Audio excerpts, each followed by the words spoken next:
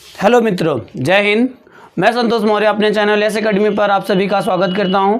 हम पढ़ रहे हैं क्लास 10 का मैथ और हमने जो है लगभग 35 सवालों को पढ़ लिया है। आज हम पूरी एक्सरसाइज को कंप्लीट करने वाले हैं। आज प्रश्नावली 8 है हमारी, जो 8 है वो पूरी तरीके से क्या हो जाएगी, कंप्लीट हो जाएगी। तो आज हम 36 से लेकर के जितने भी सवाल हैं, वीडियो चाहे छोटी हो या लंबी हो, आज हम उसको नहीं देखेंगे। आज ये हमारा ध्येय है कि पूरी तरह से वीडियो कंप्लीट हो, तो बस कंप्लीट हो। तो क्वेश्चन नंबर जो है आज 36 से हम आगे बढ़ेंगे।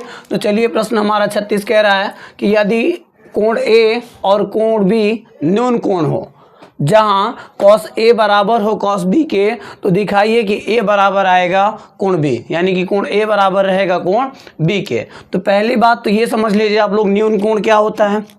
न्यून कोण क्या होता है? तो न्यून कोण का मतलब होता है, को बहुत से बच्चे अगर जानते भी होंगे, बहुत से लोग नहीं जानते होंगे, तो आप ये जान लीजिए कि न्यून कोण क्या होता है। न्यून कोण क्या होता है?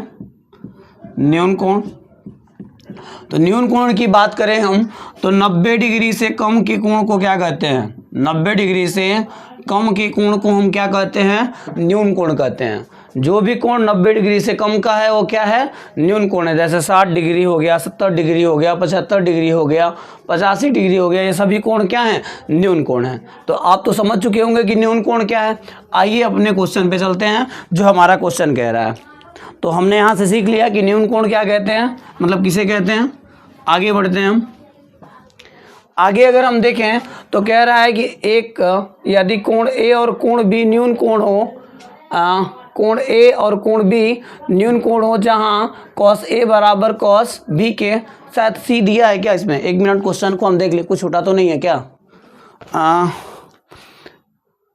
नहीं, ठीक है, नहीं दिया है।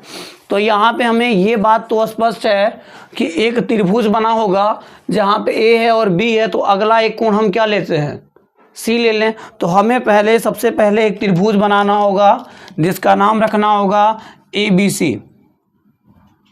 हम यहाँ पे एक त्रिभुज बनाएंगे जिसका नाम हम रखेंगे ABC, लेकिन A और जो B है वह न्यून कोण है। तो मतलब न्यून कोण किसे कहते हैं? जो 90 डिग्री से कम का कोण होता है। अर्थात यहाँ पे आप जो है ना तो A रख सकते हैं ना तो B, कारण क्योंकि यहाँ पे जो कोण बन रहा है वो कितने डिग्री का बन रहा है? 90 डिग्री का बन रहा है। तो 90 डिग्री पर A और B को हम नहीं रख सकते हैं, तो 90 डिग्री को हम किसको रख सकते हैं? C को। तो आप यहाँ रख दीजिए C। अब आपको B रखना है और A रखना है, तो आप यहाँ पे B रख लीजिए और यहाँ पे A रख लीजिए, ठीक है। तो अब देखिए, A की स्थिति को देखिए और B की स्थिति को देखिए। आप अगर A की स्थिति को देखते हैं तो A जहाँ पर है वो 90 डिग्री से कम के कोण पर है, और B जहाँ पे स्थित है वो भी 90 डिग्री से कम के कोण पर स्थित है। तो हमने अपने फिगर को यहाँ पे बना दिया। अब जो दिया गया है उसको लिख लीजिए। दिया गया है कि cos A बराबर है किसके? cos B के। तो हम लिख दें यहाँ पे, हम लिख दें cos A बराबर है cos B के, cos B के। ये दिया हुआ है पहले से, तो हमने इसको लिख दिया। अब ये बताइए, हम यहाँ पे cos A का फार्मूला और cos B का भी फार्मूला यहाँ पे लिख दें। तो हम cos A का फार्मूला क्या होता है? तो A और B की बात बाद में अगर हम करें तो फार्मूला होता है cos A का, cos का फार्मूला होता है आधार बटे कर्ण। cos का फार्मूला होता है आधार बटे कर्ण, बराबर की जगह पे बराबर, और यहाँ भी फार्मूला होता है cos का, तो आधार बटे कर्ण ही होता है। तो हमने आधार बटे कर्ण लिख दिया। अब दोनों में अंतर समझिएगा। अब आधार किसको कहेंगे? यहाँ पर A कहा गया है, यहाँ पे जो cos A है यह नीचे है, तो बताइए नीचे नहीं है, ये कहाँ गया? ऊपर आ गया।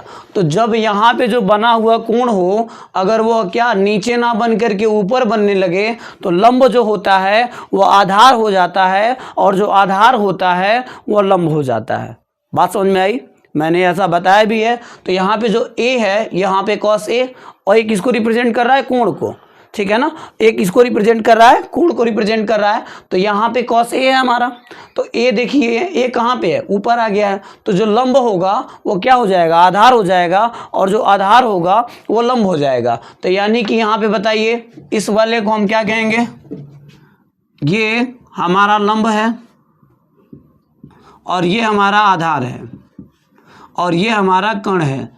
लेकिन अब क्या होगा, जब cos A की बात होगी तो जो लंब है वो आधार बन जाएगा और जो आधार है वो लंब बन जाएगा, अर्थात ये जो लंब था अब हो चुका है आधार, अब जो आधार है वो हो चुका है लंब।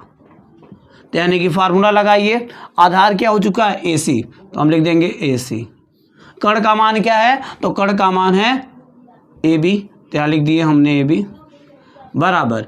अब फिर से आधार बटे कण, तो यहाँ पे B के बारे में बात हो रही है, ध्यान से समझिएगा, यही क्वेश्चन का लॉजिक है। यहाँ B के बारे में बात हो रही है और B तो नीचे आ गया है, तो जब B नीचे आ जाएगा तो फिगर में कोई परिवर्तन नहीं होगा, लंब लंब ही रहेगा और आधार आधार ही रहेगा, यानी कि लंब बटे आधार। तो अब लंब इसके लिए क्या हो जाएगा, अब इसका लंब क्या हो जाएगा, ध्यान दीजिए, इसका जो है आधार नहीं, इसका तो लंब लंब ही रहेगा और आधार आधार ही रहेगा। तो आधार बटे कण, तो आधार क्या हो जाएगा BC और कण का मान क्या हो जाएगा AB, कण का मान AB।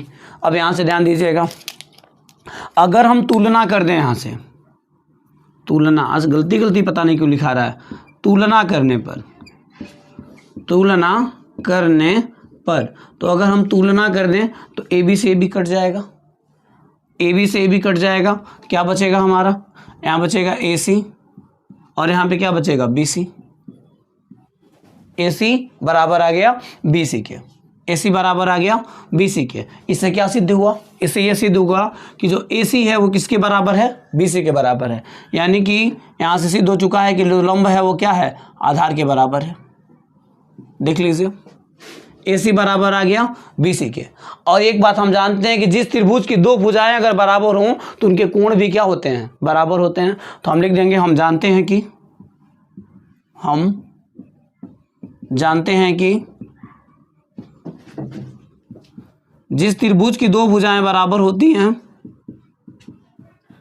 जिस त्रिभुज की दो संगत भुजाएं बराबर होती हैं,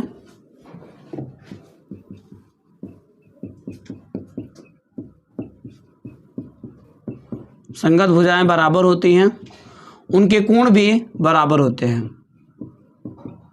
उनके कोण भी बराबर होते हैं, उनके कोण भी बराबर होते हैं। अर्थात अगर ये दोनों भुजाएं बराबर हैं तो यानी कि यह भुजा क्या है, AC बराबर है किसके, अगर AC बराबर है BC के तो कोण A बराबर होगा कोण B के। यहाँ दिख भी रहा है क्या, अगर देखिए C से C कट जाए तो A बराबर दिख रहा है B के, नहीं दिख रहा है। अर्थात हम लिख सकते हैं कि कोण A बराबर है कोण B के, कोण A बराबर है कोण B के। यह हमारा क्या हुआ, प्रूव्ड हुआ। ठीक है, तो आई होप आपको यह सवाल समझ में आया होगा। इसका स्क्रीनशॉट लेना है तो ले लीजिए। क्वेश्चन नंबर 37 की, जो कि बहुत दमदार क्वेश्चन है, ठीक है, और तगड़ा वाला क्वेश्चन है, क्वेश्चन नंबर 37। तो इसको देखेंगे हम। ये नहीं कि तगड़ा हम कहते हैं तो बहुत कठिन है, ऐसा बिल्कुल ना समझना, कठिन नहीं है, आसान है, लेकिन किया कैसे जाएगा और इसको देखते हैं हम लोग। ठीक है, तो ध्यान से देखिएगा, यहाँ पे एक त्रिभुज दिया गया है PQR, ठीक बात है। Q को समकोण कीजिए, ये भी ठीक बात है। हम क्या करें, पहले बनाते चले ना सब कुछ, एक त्रिभुज बना लें, एक त्रिभुज बना लें, काम हमारा आसान होता जाएगा। एक त्रिभुज बना लिए, त्रिभुज कहा था बनाने के लिए, बना लिए। PQR नाम देना था, वो भी हम दे देंगे, पर आगे पढ़ लें। आगे कहा कि Q समकोण है, इसका मतलब कि जो Q हैं इनकी जगह फिक्स है, मतलब एक तरह से चच्चा हैं ये, तो इनकी जगह क्या है, फिक्स है, यानी कि यहाँ पे Q है, ये फिक्स है। अब बचा क्या, बचा क्या है, तो Q का तो हो गया, बचा है P और R। तो अब किसको नीचे रखा जाए, तो मान पूछा है P में cos P sin P tan P, तो यानी कि हम P को नीचे रख दें तो ज़्यादा बेटर रहेगा, और R को क्या कर दें, ऊपर कर दें, R को हम ऊपर कर दें। अब कुछ वैल्यू भी दी गई है, वैल्यू ये दी गई है कि कह रहा है PR प्लस QR बराबर 25 है, लिख लीजिए, PR प्लस QR बराबर 25 लिख दीजिए, ये दिया गया, लिख दीजिए इसको। अब आगे का है पी क्यू बराबर है 5 के, तो पी क्यू कौन है? पी क्यू बराबर है किसके? 5 सेमी। 5 सेमी दिया है ना, लिख दिया हमने क्या? 5 सेमी। अब जो दिया है इसको क्या करिए, ऐसे लिखे हुए हम। अब हम क्या करें, समझ में मुझे ये आ रहा है कि P और QR, PR और QR दोनों साथ में मिला के दे दिया है, तो क्यों ना हम इसको अलग अलग कर लें। तो हम यहाँ पे लिख दें PR बराबर 25, अब प्लस QR उधर जाएगा माइनस QR। लिख सकते हैं कि नहीं लिख सकते हैं? बहुत अच्छा, लिख सकते हैं हम। तो PR की वैल्यू निकल करके आ गई। PR कहाँ है?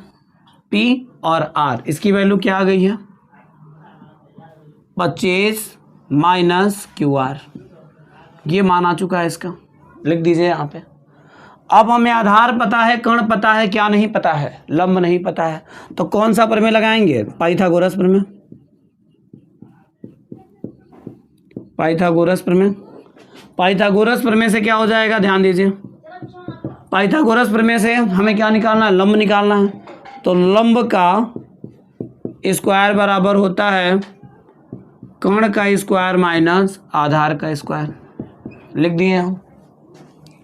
अब यहाँ पे क्या हो जाएगा? लंब की जगह पे क्या हो जाएगा? लंब की जगह पे क्या हो जाएगा? QR, तो QR का स्क्वायर। अब बताइए कर्ण की जगह पे कौन है? तो कर्ण की जगह पे है 25 माइनस QR, 25 माइनस QR, इसका क्या हो जाएगा? Whole square. आधार की जगह पे क्या है? आधार की जगह पे कह लीजिए PQ है, आधार की जगह पे क्या है? PQ है, तो यहाँ हो जाएगा PQ का स्क्वायर। अब आगे देखेंगे हम क्या, यहाँ हो जाएगा QR का स्क्वायर बराबर A माइनस बी का होल स्क्वायर का फार्मूला बन गया ये। A माइनस बी का होल स्क्वायर का क्या फार्मूला होता है? A square plus B square minus 2AB। तो A की जगह कौन काम कर रहा है? 25, तो 25 का स्क्वायर प्लस QR का स्क्वायर माइनस 2। A की वैल्यू है क्या? 25, अब B की वैल्यू क्या है? QR, लिख दिए हम। अब माइनस में क्या हो जाएगा? PQ का स्क्वायर, ये चल ही रहा है हमारा, PQ का स्क्वायर चल ही रहा है, इसको कोष्टक लगाते रहिए, कोई दिक्कत नहीं है। तो यहाँ पे क्या हो जाएगा? QR, दिख रहा है यहाँ तक ना, दिख रहा है ना QR। 25 का स्क्वायर होता है 625, यहाँ हो जाएगा QR का स्क्वायर, ऐसे रहने दीजिए। 25 दूनी 50 QR, रहने दीजिए यहाँ पे। और माइनस में है क्या? PQ का स्क्वायर। तो ध्यान दीजिए, अब मुझे समझ में ये आ रहा है कि मैं यहाँ पे क्या कर दूँ, QR से QR को काट दूँ, इधर कुछ नहीं बचा तो क्या बचा है? 0 बराबर इस साइड क्या बचा हुआ है? 625, क्या बचा हुआ है? माइनस 50 क्या? QR, और यहाँ पे क्या बचा हुआ? माइनस PQ का स्क्वायर। अब ध्यान दीजिए, अगर हम ओवरऑल बात करें इसकी तो क्या हो जाएगा? अगर ओवरऑल हम बात करें तो QP, शायद PQ की वैल्यू दे रखी थी ना, देखिए PQ की वैल्यू 5 सेमी थी और हमने लगाया नहीं, तो यहीं पे लगा देंगे, कोई बड़ी बात नहीं है, ठीक है, परेशान होने की कोई बड़ी बात है नहीं। तो हम क्या करें, यह लिख दें 0 बराबर 625 माइनस 50 QR। और बताइए PQ का मान हमको दिया था, हमने ध्यान नहीं दिया, तो PQ का मान 5 सेमी दिया है, तो हम यहाँ पे लिख देंगे 5 का स्क्वायर, यानी कि अब बताइए यहाँ हो जाएगा 0 बराबर क्या? 625 माइनस 50 QR, और यहाँ पे हो जाएगा 5 का स्क्वायर क्या? माइनस 25। अब एक काम ये करिए कि अब इधर लाइए कुछ चीज़ों को। अब ये बताइए कि हम यहाँ पे 50 QR को इधर ला लें, ध्यान दीजिए, माइनस 50 QR इधर आएगा तो क्या हो जाएगा? प्लस 50 QR बराबर इस साइड क्या बचा हुआ है? 625 माइनस 25, इसका मतलब 50 QR बराबर क्या हो जाएगा? सिर्फ 600। तो QR बराबर कितना? 600 बटे 50, 0 से 0 काट दीजिए। QR बराबर कितना बचा? 60 बटे 5, कटेंगे तो क्या हो जाएगा? 12। तो QR बराबर 12, QR का मान क्या आ गया? 12, लिख लीजिए। QR का मान क्या आ गया? 12, तो इसका मान क्या आ गया? 12। अब कर्ण का मान अगर हम यहाँ रख दें तो क्या हो जाएगा, 25 माइनस 12 बराबर क्या आ गया, 13। तो कर्ण भी 13 आ गया, यानी कि आधार जो है 12 है, कर्ण 13 है, और देखिए सॉरी, यह लंब जो है 12 है, कर्ण 13 है, और आधार क्या है, 5 है। अब ये सब कुछ हमने निकाल लिया है। आप लोग चाहें तो इसका स्क्रीनशॉट ले लीजिए, हम इसको मिटा दे रहे हैं क्योंकि इसकी ज़रूरत हमें है नहीं। ठीक है, स्क्रीनशॉट ले लीजिए। हमें मान ज्ञात करना है साइन पी, कॉस पी और टेन पी का। फार्मूला सबका लिख दें। साइन पी बराबर क्या होगा, लंब बटे कर्ण, लंब बटे कर्ण होगा। यहाँ पे कॉस पी बराबर क्या होगा, आधार बटे कर्ण, आधार बटे कर्ण हमने लिख दिया। टेन पी बराबर क्या होगा, लंब बटे आधार, ये भी हमने लिख दिया, लंब बटे आधार। अब ये बताइए यहाँ से क्या होने वाला है, साइन पी। तो अब बताइए, हमने पहले दिमाग लगा के पी को नीचे रखा था, फिगर कहीं बदलेगा ही नहीं। लंब बटे कर्ण, लंब का मान क्या है 12, कर्ण का मान क्या है 13, तो 12 बटे 13 फटाक से आंसर आएगा इसका भी। कॉस पी बराबर आधार बटे कर्ण, आधार का मान क्या है 5, कर्ण का मान है 13, इसका भी आंसर आ गया। यहाँ पर जाएगा टेन पी बराबर लंब बटे आधार, लंब का मान कितना है 12 और आधार का मान है 5, इसका भी आंसर आ ही गया, यहाँ पी है। तो बताइए, हमने दिमाग लगा करके पी को क्या रखा था, नीचे रखा था, तो तुरंत हमने आंसर सारे को क्या किया, प्राप्त कर लिया। ठीक है ना, आप लोग इसका स्क्रीनशॉट ले लीजिए। क्वेश्चन नंबर 38 कर पढ़ते हैं हम। क्वेश्चन नंबर 38 को हम देखते हैं। कॉट थीटा बराबर दिया है 7/8 और यहाँ पे पूछ रहा है 1 plus sine theta 1 minus sine theta, 1 plus cos theta और 1 माइनस कॉस थीटा की वैल्यू बताने के लिए हम यहाँ पे सबसे पहले फार्मूला लिख देंगे। कॉस थीटा बराबर होता है हमारा आधार बटे लंब, एक रेड मार्कर था। कॉट थीटा बराबर होता है हमारा आधार बटे लंब, तो यहाँ हो जाएगा हमारा आधार बटे लंब। तो क्या हमें नहीं पता है, कर्ण नहीं पता है, तो यहाँ पे हम यहाँ पे एक फिगर बना देंगे। आधार की वैल्यू क्या है 7 है और लंब की वैल्यू 8 है। ए बी सी लिखने की ज़रूरत है नहीं, ठीक है, ए बी सी लिखने की ज़रूरत है नहीं क्योंकि थीटा दिया है। मैंने यहाँ पे जो नंबर डाला हुआ है ये दूसरा पड़ गया है, लेकिन है ये पहला ही, ठीक है ना, इसको हमें लगाना है। ये बताइए, कॉट थीटा बराबर दिया आधार बटे लंब, आधार की वैल्यू 7 है और लंब की वैल्यू नहीं, आधार की वैल्यू क्या है, जो है यहाँ पे गलती लिखा गया है, आधार की वैल्यू है 7 और लंब की वैल्यू है 8। हमें क्या नहीं पता है, तो हमें कर्ण नहीं पता है, तो हम यहाँ से लगा देंगे पाइथागोरस प्रमेय। तो ए बी सी लिखने की ज़रूरत है नहीं क्योंकि थीटा दिया है, थीटा पूछा है, तो हम कहीं भी ए, कहीं भी बी और कहीं भी सी लिख दें। तो हमें कर्ण निकालना है, तो लिख देंगे पाइथागोरस प्रमेय से, पाइथागोरस प्रमेय से। पाइथागोरस प्रमेय से हमें क्या निकालना है, कर्ण निकालना है। तो कर्ण का स्क्वायर बराबर होता है लंब का स्क्वायर प्लस आधार का स्क्वायर। कर्ण की जगह पे कौन है, BC है, तो BC का स्क्वायर, लंब का मान क्या है 8 है, तो 8 का स्क्वायर, आधार का मान है 7, तो 7 का स्क्वायर, यानी कि BC का स्क्वायर बराबर क्या हो जाएगा, 8 का स्क्वायर करेंगे तो 64, 7 का स्क्वायर करेंगे तो 49। ठीक है, तो आप इसको लिख लीजिए, BC का स्क्वायर बराबर, जोड़िए 9 4 13 को 3 हासिल बचा 1 और 6 4 10 1 11 113, तो BC बराबर 113, तो BC का स्क्वायर बराबर 113, तो BC बराबर करणी में 113, BC का मान आ जाएगा करणी में 113, यानी कि करणी में 113, ये बाहर आएगा ही नहीं, ये बाहर आएगा ही नहीं, 113 को बाहर हम निकाल ही नहीं सकते हैं, छोड़ देंगे यहीं पे। अब हमें इसका मान याद करना है।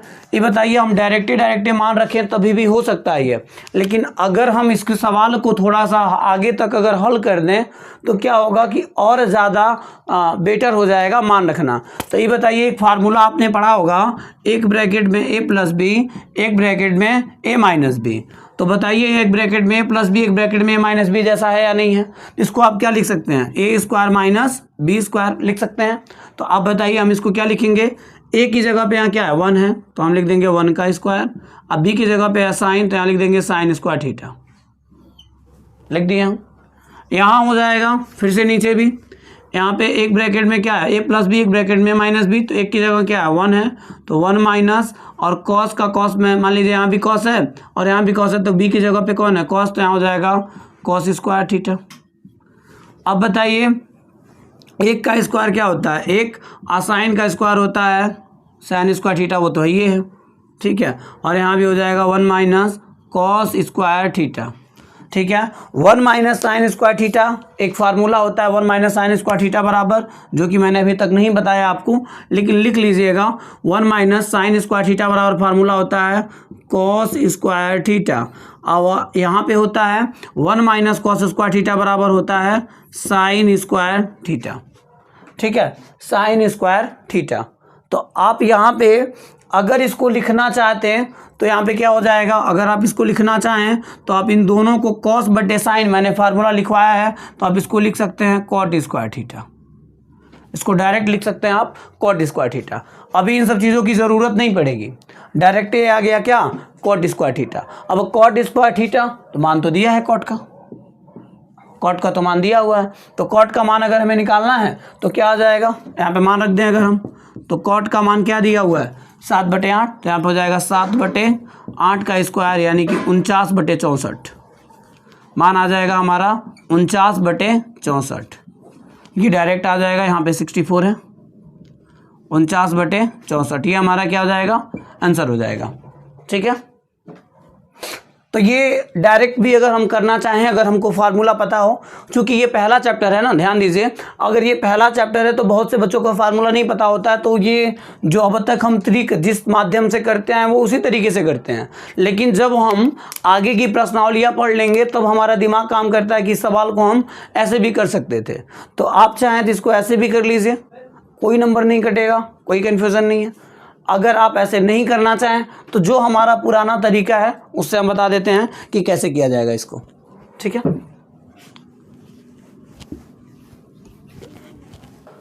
तो ये हमारा पुराना तरीका क्या है कि साइन दिया है कॉस दिया है, तो साइन और कॉस का मान अलग अलग निकाल लें हम। तो क्या करें, साइन थीटा बराबर फार्मूला होता है क्या, लंब बटे कण, और कॉस थीटा बराबर फार्मूला होता है क्या, आधार बटे कण। तो ये बताइए, ये साइन थीटा बराबर लंब बटे कण और कॉस थीटा बराबर आधार बटे कण। तो बात करते हैं हम साइन थीटा के मान की, तो क्या हो जाएगा, यहाँ लिख दे हम साइन थीटा बराबर लंब बटे कण। लंब का मान क्या है 8 और कण का मान है करणी में 113। यहाँ भी हो जाएगा कॉस थीटा बराबर आधार बटे कण, आधार का मान है 7 और कर्ण का मान है करणी में 113, दोनों मान हमको मिल गया है। हम यहाँ से अब मान रख देंगे, यहाँ लिख दें हम मान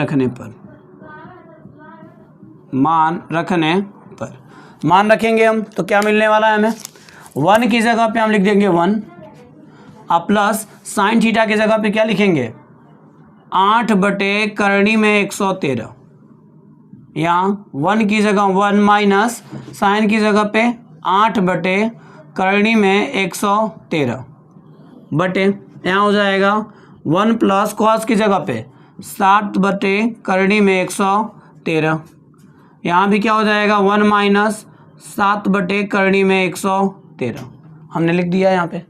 अब चीज़ें कैसे चलेंगे, वही तरीका, एक ब्रैकेट में प्लस बी, एक ब्रैकेट में ए माइनस बी, एक बार ए का स्क्वायर करेंगे और एक बार बी का स्क्वायर। एक की जगह पे कौन है 1 है, तो 1 का स्क्वायर माइनस बी की जगह पे कौन है 8/करणी में 113, इसका स्क्वायर हो जाएगा, बटे नीचे भी हो जाएगा 1 का स्क्वायर माइनस बी की जगह पे कौन है 7 है, 7/113 का क्या हो जाएगा स्क्वायर।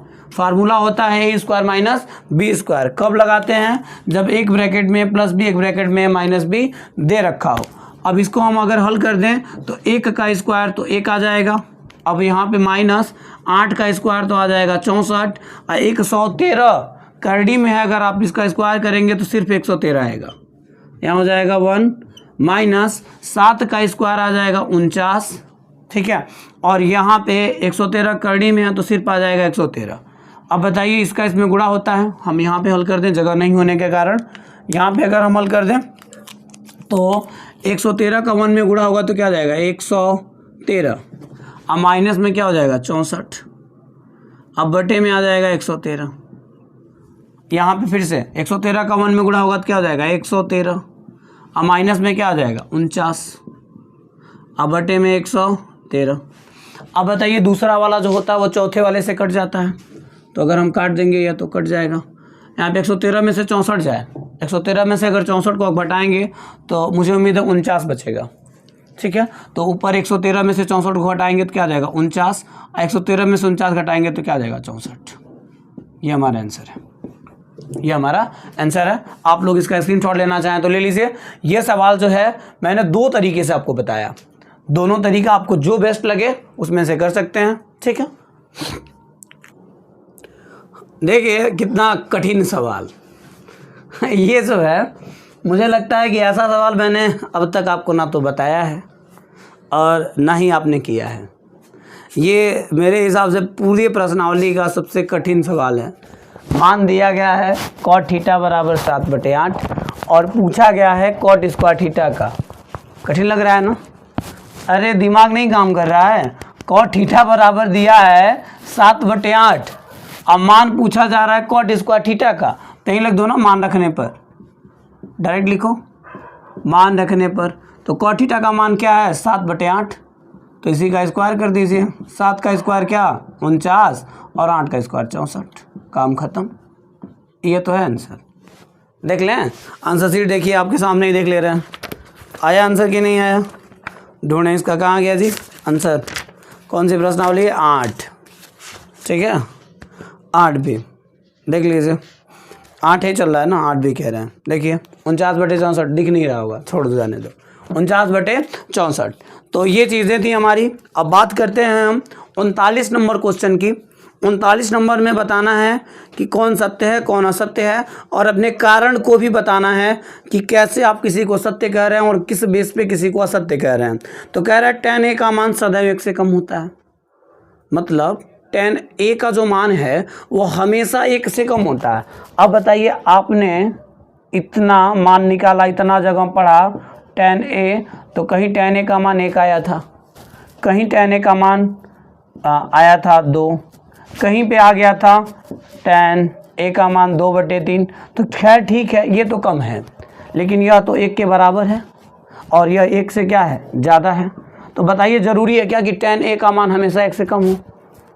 tan a बराबर लंब बटे आधार होता है, तो बताइए ज़रूरी है tan a का मान 1 से कम हो? अगर हम 8/4 दे दें तब उसका मान तो 2 आ जाएगा, तो कहाँ 1 से कम आ रहा है? यानी कि ये जो बात कही गई वो क्या है? असत्य है। आगे कहा कि कोण a के किसी मान के लिए, अरे दादा ये देखिए एक तो विपत्त ही हो गया। ये कह रहा है कि कोण a के किसी मान के लिए अगर a का कोई भी मान a रहे तो sec a बराबर हमेशा क्या होगा? sec a का मान हमेशा क्या आएगा? 12/5 आएगा। अब ज़रूरी है क्या कि a का कोई भी मान आप लेंगे, tan a ले लेंगे, sec a ले लेंगे, cot a ले लेंगे, जहाँ a ले लेंगे वहाँ पे मान 12/5 आएगा? ये ज़रूरी है? अभी बहुत सारा सवाल पढ़े हैं आप, a आ रहा था तो कुछ अलग अलग वैल्यू आ रही थी, तो ज़रूरी थोड़ी ना कि ये रहेगा तो 12/5 आएगा। तो ये भी कहना क्या है? गलत है। अब कह रहा है cos a कोण a के कांस्टेंट के लिए प्रयुक्त रूप है। ऐसा नहीं है, जो a होता है ना वो कोण को रिप्रेजेंट करता है, कांस्टेंट को नहीं। तो ये भी क्या है? असत्य है। अब कह रहा है cot a और cot जो है, अब देखिए ये क्या बला है, ये कह रहा है कि cot a लिखा गया है, इसका मतलब है कि cot गुणे a है। cot गुणे a बिल्कुल भी नहीं है, ये cot a गुणे a नहीं होता है। इसका मतलब यह होता है cot a का मतलब होता है कि यह किसी कोण को दर्शाते हैं सब, यहाँ पे इनका मतलब गुणनफल नहीं होता है, ठीक है ना। तो ये भी बात क्या है? गलत है। और यहाँ पे किसी भी कोण Q के लिए sin थीटा बराबर 4/3 आएगा। तो ये कह रहा है कि अगर कोई भी कोण हम Q ले लेते हैं, जहाँ कोण Q रहेगा वहाँ sin थीटा का मान 4/3 आएगा। बिल्कुल गलत बात है। तो यानी कि 39 नंबर जितना भी क्वेश्चन है सब जगह क्या है? असत्य है। तो इसमें कोई चिंता की बात है नहीं। तो आपका आज एक्सरसाइज 8A कंप्लीट होता है। कल हम पढ़ेंगे प्रश्नावली 8B को, और नई एनर्जी नई ऊर्जा के साथ मिलते हैं प्रश्नावली 8B के साथ। देखते रहिए यस एकेडमी। धन्यवाद।